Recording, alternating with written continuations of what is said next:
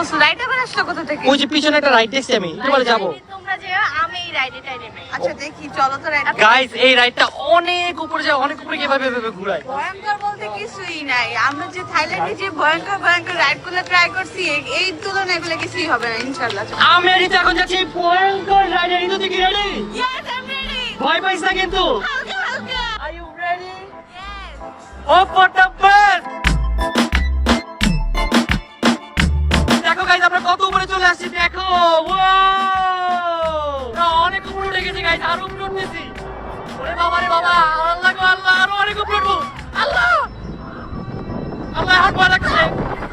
এতক্ষণ ভয় লাগে নাই, এখন ভয় লাগছে। আল্লাহ আল্লাহর কসম, মায়ের কসম, আমার ভয় লাগছে। আল্লাহ আল্লাহ, পারছি আমি, মোবাইল আনি নাই। আল্লাহ দেখেন কিন্তু ভয় কাইন্দা দিচ্ছে।